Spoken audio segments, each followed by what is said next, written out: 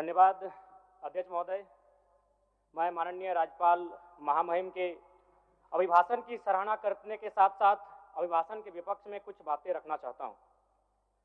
माननीय राज्यपाल के अभिभाषण क्रम संख्या 6 में केंद्र सरकार से 1,36,000 करोड़ वापस लाने की बात कही है और सही भी है, और हर एक राज्य को उसका बाकी पैसा मिलना चाहिए, उनका हक मिलना चाहिए। लेकिन अध्यक्ष महोदय, मैं आपके माध्यम से सरकार से पूछना चाहता हूं कि राज्य के सभी बैंकों ने मिलकर 2019 से 2024 तक 5,55,018 करोड़ रुपए दूसरे राज्यों को भुगतान करने का कार्य किया है। बैंक में जो पैसा डिपॉजिट होता है वो दूसरे स्टेट को जाता है, और अगर अभी देखा जाए तो झारखंड का सीडी रेशियो मात्र 36% है, जबकि आप तुलनात्मक अध्ययन करें तो आंध्र प्रदेश का सीडी रेशियो 110 के आसपास होता है, तमिलनाडु का सीडी रेशियो 115 के आसपास होता है। अगर और सबसे महत्वपूर्ण बात कि बैंकर समिति के अध्यक्ष माननीय मुख्यमंत्री होते हैं, अगर इस पैसे को हम लोग बचा के अपने राज्य में ले आते हैं तो लोन के माध्यम से यहाँ के युवा, यहाँ के महिलाओं को अगर निर्गत कराते हैं तो बहुत बड़ी समस्याओं का निदान होगा। इसलिए मैं चाहता हूं कि सत्ता का ध्यान इस ओर आकृष्ट हो। मैं आगे अध्यक्ष महोदय, राज्यपाल महोदय ने अपने अभिभाषण में शहीदों का जिक्र किया, शहीदों के विचारों को आत्मसात करने का जिक्र किया, लेकिन मैं कहना चाहता हूं कि शहीदों के उन्हें माला चढ़ाना, उनके विचारों को आत्मसात करने से कहीं ज्यादा जरूरी है शहीदों को सम्मान देना। मैं एक झारखंड, चूंकि माननीय मुख्यमंत्री भी झारखंड आंदोलनकारी के सुपुत्र आज वो मुख्यमंत्री हैं, मैं भी एक झारखंड आंदोलनकारी का बेटा हूं, आज मैं विधायक के रूप में आपके बीच हूं, लेकिन आज असंख्य झारखंड आंदोलनकारी के परिवार है जो अक्षत विक्षत हो चुका है। इसलिए मैं चाहता हूं जिस प्रकार एसटी आरक्षण, ओबीसी आरक्षण और एससी आरक्षण, ईडब्ल्यूएस आरक्षण के साथ झारखंड आंदोलन की लड़ाई लड़ने वाले आंदोलनकारियों के परिवार को, आश्रितों को 5% आरक्षण की व्यवस्था की जाए, ये मैं सदन से मांग करता हूं। अध्यक्ष महोदय, थोड़ा सा और समय लूंगा। अब हो गया जयराम, जब सरकार का उत्तर होना है, अब सरकार फिर बाद में फिर सेकंड पारी में मौका मिलेगा। मान्यवर 30 सेकंड, मान्यवर 30 सेकंड।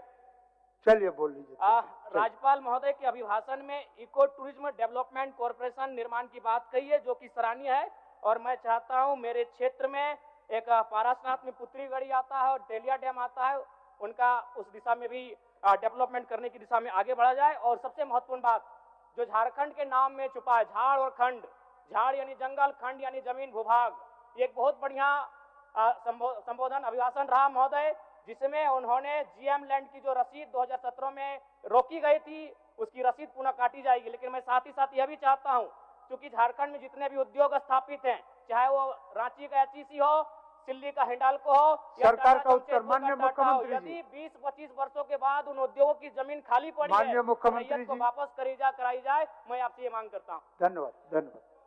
सरकार का उत्तर सेकंड हाफ में आपको दे देंगे, सेकंड हाफ में आपको देंगे। सिन्हा जी, हम आपको चिट्ठी लिख रहे थे कि सेकंड हाफ में आपको समय देंगे, हम चिट्ठी लिख के भेजिए रहे थे, चलिए आपको देंगे सेकंड में, दूसरे पारी में देंगे आपको दूसरे पारी में देंगे। आप बोल लीजिएगा, दूसरे पारी में आप समेकित रूप से बोल लीजिएगा। हो गया? ठीक।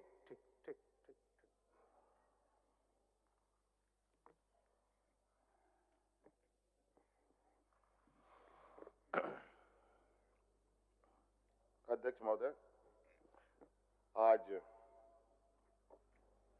सदन में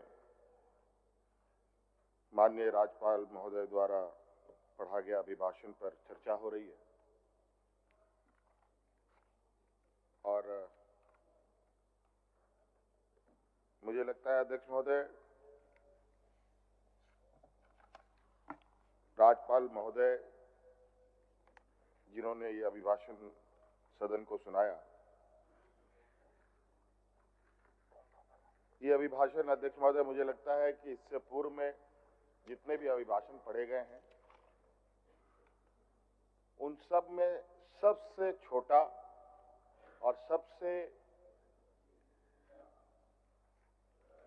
अधिक दूरदर्शिता के साथ दिखाया गया अध्यक्ष महोदय। और ये अभिभाषण नहीं अध्यक्ष महोदय, ये अभिभाषण राज्यपाल जी के द्वारा जो पढ़ा जाता है, पूर्व में भी पढ़े गए और इस बार भी पढ़ा गया, सदन को बताया गया। अध्यक्ष महोदय, ये अभिभाषण नहीं, ये सरकार का एक श्वेत पत्र होता है और इससे बिल्कुल ये स्पष्ट है कि सरकार झारखंड के लिए क्या करना चाहती है और इस राज्य को किस दिशा में ले जाना चाहती है। हम सब जानते हैं अध्यक्ष महोदय, पूरा देश जानता है कि झारखंड देश का सबसे पिछड़ा राज्य है और यहां पर सबसे अधिक आदिवासी, दलित, पिछड़ा, अल्पसंख्यक, किसान, मजदूर तबके के लोग वास करते हैं। कहने को तो अध्यक्ष महोदय देश आजाद होने के बाद देश के सबसे बड़े, बल्कि दुनिया के गिने चुने उद्योगों में से, बड़े उद्योगों में से कई उद्योग इसी राज्य में लगा। चाहे हम बोकारो स्टील प्लांट की बात करें, चाहे चिस्सी की बात करें, चाहे देश का पहला खाद उत्पादन करने वाला सिंदरी फर्टिलाइजर फैक्ट्री की बात करें, चाहे और उस समय की बात है अध्यक्ष महोदय जब देश को टाटा बिरला के नाम से जाना जाता था और वो टाटा बिरला भी इसी राज्य में सबसे पहले इन लोगों ने अपने कार्यकलाप, अपने उद्योगों को लगाना प्रारंभ किया था अध्यक्ष महोदय। उसके बावजूद ये समझ से परे है अध्यक्ष महोदय कि इस राज्य के ऊपर कौन सा ऐसा अभिशाप लगा कि यहां के लोग भूमिहीन होने लगे, बड़े पैमाने पर विस्थापित होने लगे, बेरोजगार होने लगे, अलग अलग राज्यों में पलायन की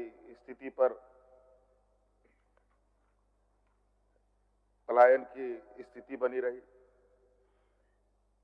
ये बहुत गंभीर विषय रहा है और मुझे लगता है कि इसी पीड़ा को लेकर हमारे अग्रणी नेताओं ने, आदरणीय दिसुमगुरु शिबू सोरेन जी, वीर शहीद निर्मल महतो जी, विनोद बिहारी महतो जी, अनगिनत ऐसे हमारे नेता रहे हैं, हम लोग के मार्गदर्शक रहे हैं, जिन्होंने एक अलग राज्य की परिकल्पना रखी।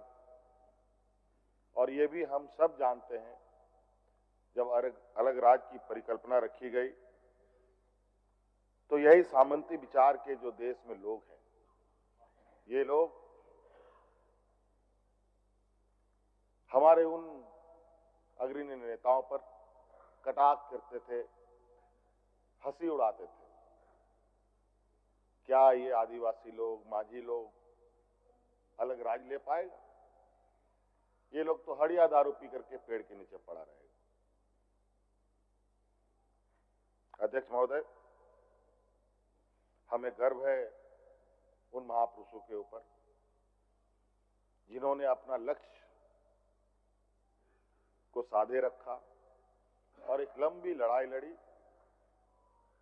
और अंतोगत्वा 2000 ईस्वी में जो लोगों को असंभव लगता था वो संभव करके दिखाया, अलग राज करके दिया।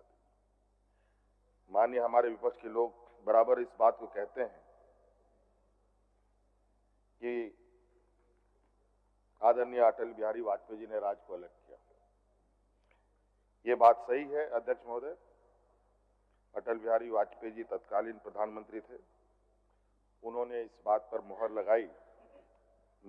लगाई जरूर, लेकिन यह भी सत्य है अध्यक्ष महोदय कि गरीब, गुरुआ, किसान, मजदूर, इन सब लोगों को कोई हक, अधिकार उसके घर पे लाके नहीं देता है अध्यक्ष महोदय, उसके दरवाजे पे लाके नहीं देता है अध्यक्ष महोदय। उसके लिए उसको संघर्ष करना पड़ता है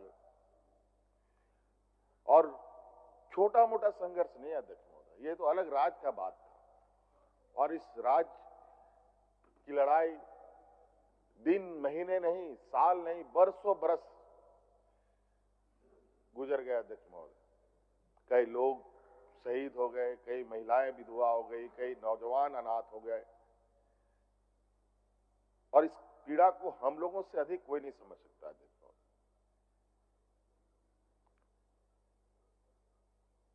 2000 ईस्वी के बाद 2019 तक इस राज्य को क्या मिला अध्यक्ष महोदय? शायद 2019 में अगर हम लोग की सत्ता नहीं आती अध्यक्ष महोदय, मुझे नहीं लगता है कि इस राज्य को कोई बचा सकता था। ये एक ऐसे दलदल में इसको ढकेलने का प्रयास हुआ अध्यक्ष महोदय कि जहां ये दोबारा उभर ना पाए। और अध्यक्ष महोदय, उस समय याद कीजिए, लोग यहां हाथ में राशन कार्ड लेकर के भात भात करके मर रहा था अध्यक्ष महोदय। किसान आत्महत्या करने के लिए मजबूर थे अध्यक्ष महोदय। कई किसानों ने आत्महत्या किया अध्यक्ष महोदय, उसका गवाह मैं भी रहा हूं अध्यक्ष महोदय। मैंने देखा उन किसानों को जिन्होंने आत्महत्याएं की, जो भूख से मरे अध्यक्ष महोदय, उनको भी मैंने अपनी आंखों से देखा। ये स्थिति हमारे विपक्ष के लोगों ने इस राज्य का एक लंबे शासनकाल में इन लोगों ने बनाया अध्यक्ष महोदय। और अध्यक्ष महोदय, हम लोगों की सरकार 2019 में महागठबंधन की सरकार बनी, और उस समय भी सरकार को सत्ता से बेदखल करने के लिए कई तरीके के हथकंडे अपनाए। मैं नहीं जाना चाहूंगा उस विषय पर, लेकिन उन वक्त का मैं कुछ विषय आपके सामने रखता हूं कि जो हम लोग चूंकि राजनीतिक क्षेत्र में है तो इन सब चीजों पर नजर रहती है कि राज्य अलग होने के बाद कभी भी इस राज्य में किसी के चेहरे पर, किसी के, चाहे वो सरकारी कर्मचारी हो, चाहे आम नागरिक हो, गरीब गुरुआ हो, महिलाएं, किसी के, सब डरे सहमे अपनी जिंदगी कैसे जिए उसी पर वो लोग संघर्ष में लगे रहे। लेकिन अध्यक्ष महोदय, 2019 में प्रोजेक्ट भवन से मंत्रिमंडल सचिवालय तक, यहां तक कि विधानसभा परिसर में भी लोग ढोल नगाड़े लेकर के गुलाल अबीर के साथ सरकार का स्वागत, धन्यवाद, और उनके चेहरे पर जो मुस्कान देखता था अध्यक्ष महोदय, ये आप अंदाजा नहीं कर सकते। मैं बोल नहीं पा रहा हूं कि लोगों में क्या उत्साह रहा है। कहीं ना कहीं अध्यक्ष महोदय, आज दोबारा सरकार को इस मकाम में पहुंचाने का इस राज्य की जनता का एक बहुत बड़ा भूमिका है अध्यक्ष महोदय, और मैं उनका भी आभार प्रकट करता हूं अध्यक्ष महोदय। और अभिभाषण में अध्यक्ष महोदय बिल्कुल स्पष्ट रूप से है, और हम इस बात को जानते हैं हमें कहां से काम करना है, और हमने बार बार ये कहा है, हमारा ये सरकार ये प्रोजेक्ट बिल्डिंग से चलने वाली सरकार नहीं है, ये गांव देहात से चलने वाली सरकार है। गरीब गुरुआ की, यहाँ के किसानों के, यहाँ के नौजवानों के, यहाँ के महिलाओं के, यहाँ के जरूरतमंदों के लिए सदैव तत्परता के साथ पूर्व में भी हमने काम किया है, आगे भी करेंगे। और हमारा ये मानना है अध्यक्ष महोदय, जब तक गांव की अर्थव्यवस्था, गांव के लोगों की आर्थिक स्वावलंबी नहीं बढ़ेगी तो राज्य को आगे बढ़ाना या राज्य के सर्वांगीण विकास की परिकल्पना करना व्यर्थ है अध्यक्ष महोदय। और हम जानते हैं अध्यक्ष महोदय, ये राज्य, कई राज्य अलग होते हैं अध्यक्ष महोदय। कोई भाषा के आधार पर राज्य बसा है, कोई वहां के भौगोलिक दृष्टिकोण से राज्य बसा है, कोई बोलचाल के वजह से वो राज्य जाना जाता है। लेकिन ये राज्य अध्यक्ष महोदय, ये आंदोलन की उपज है, ये एक संघर्ष, एक खून से सिंचा हुआ ये राज्य है अध्यक्ष महोदय। और इसलिए अध्यक्ष महोदय, यहाँ के लोग बहुत स्वाभिमानी होते हैं। अगर किसी चीज को लोगों ने ठान लिया, ये तब तक नहीं रुकते, तब तक अध्यक्ष महोदय, जब तक मंजिल ना मिल जाए। और आज निश्चित रूप से अध्यक्ष महोदय,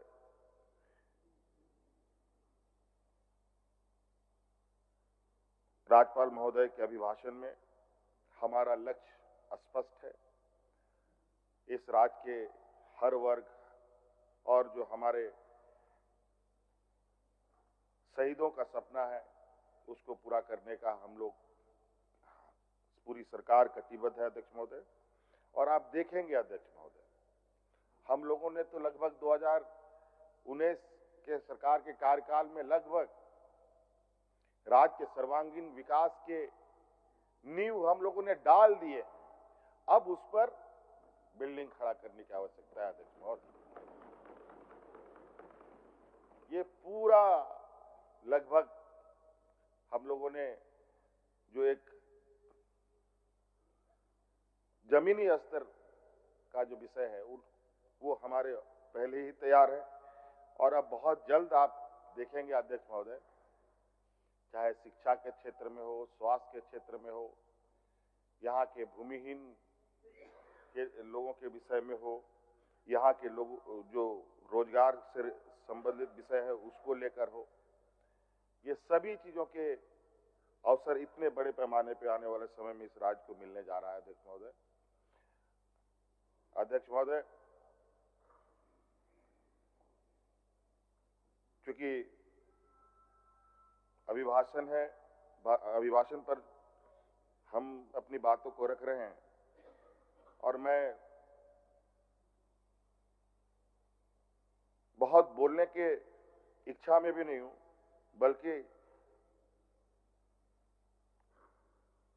कार्यों को लोगों के आंखों के सामने दिखाना हमारी पहली प्राथमिकता है, ताकि लोगों को ये पता चले कि आज हम लोगों ने कितनी लंबी लकीर इस राज्य के लिए खींचा है। बहुत सारे माननीय 7 बार, 8 बार, 9 बार, 10 बार यहाँ माननीय सदस्य लोग जीत के आए हैं अध्यक्ष महोदय। और परिवर्तन अगर कहीं दिखा है अध्यक्ष महोदय अलग राज्य होने के बाद, तो 2019 से परिवर्तन होना दिखा है। चाहे आधारभूत संरचना को लेकर हो, चाहे अध्यक्ष महोदय पर्यटन के क्षेत्र में हो, चाहे अध्यक्ष महोदय रोजगार सृजन को लेकर हो, और आज अध्यक्ष महोदय हमारे,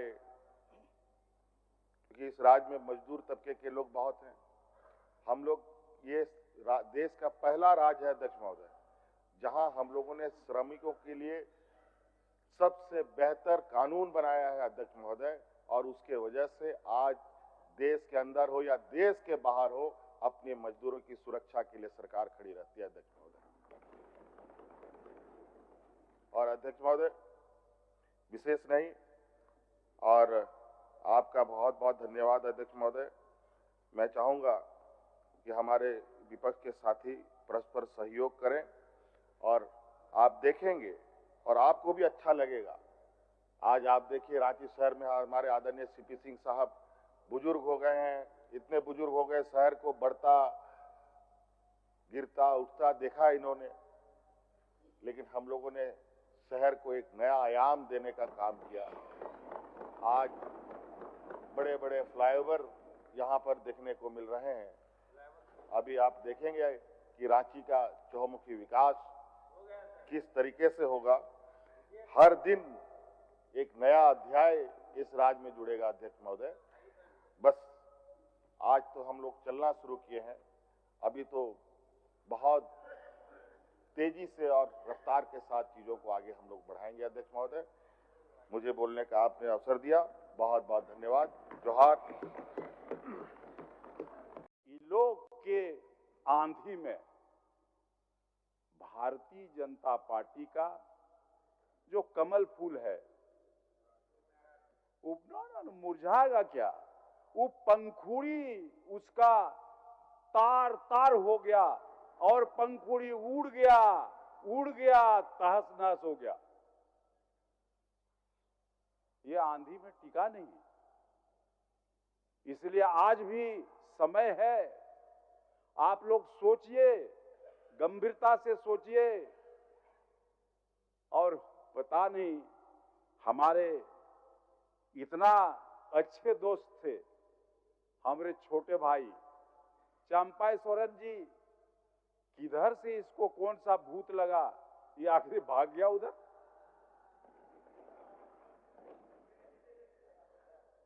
अभी भी हमको लगता है आपको प्रतिशोध करना पड़ेगा। और हम तो आपको बोले थे कि हम तो वहां 10 साल रह के आए हैं, उधर हमको अनुभव है, उधर क्या है नहीं है सारा बात, इसीलिए आपको भी लगता है 10 साल के बाद आइएगा। इसीलिए हम तो यही कहेंगे कि भारतीय जनता पार्टी यहां ना आदिवासी समझ पाती है और न पार्टी आदिवासियों को समझ पा रही है।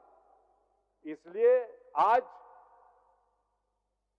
बाबूलाल जी तो बहुत सम्मानित नेता हैं, लेकिन पूरे झारखंड में आदिवासी क्षेत्रों में, चाहे वो लोकसभा का चुनाव हो चाहे वो विधानसभा का चुनाव हो, आदिवासियों ने आपको नकारा है।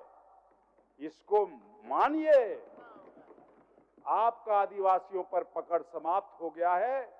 और यहां का बाकी जितने भी लोग हैं, दलित हो या यहां के तमाम रहने वाले निवासी हो, मूल निवासी हो, भारतीय जनता पार्टी से अब मोह भंग हो गया है। इसीलिए हम तो यही कहेंगे कि झारखंड मुक्ति मोर्चा के नेतृत्व में जो गठबंधन है, यही गठबंधन इस राज्य को आगे बढ़ाने का काम कर सकती है।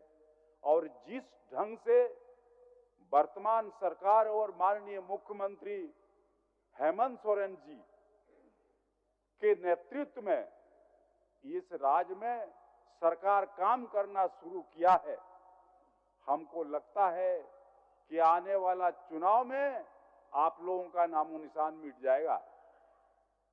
इसलिए हम तो यही कहना चाहेंगे महोदय कि इस बजट के ऊपर भी लोग टीका टिप्पणी कर रहे हैं कि इस बजट को ये सरकार जनता के बीच लागू नहीं कर पाएगी और ये बीच में ही सरकार बम बोल देगी।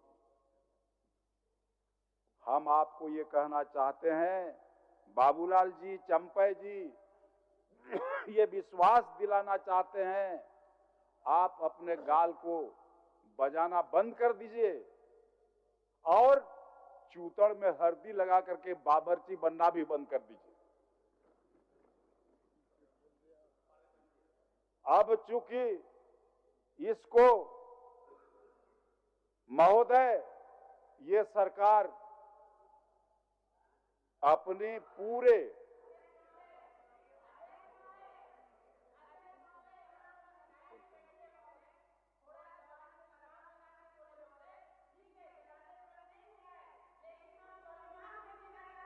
अच्छा बैठो, चलिए हमलाल बाबू बोलिए, चलिए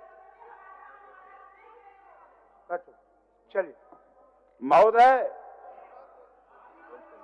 अच्छा महोदय, उस शब्द से आपत्ति है तो स्पंज कर दे काहे का बोल दिए तो बोल दिए, उसको स्पंज कर देगा। ठीक है, ठीक ठीक ठीक ठीक ठीक, अभी बोलेंगे ना स्पंज कर देगा।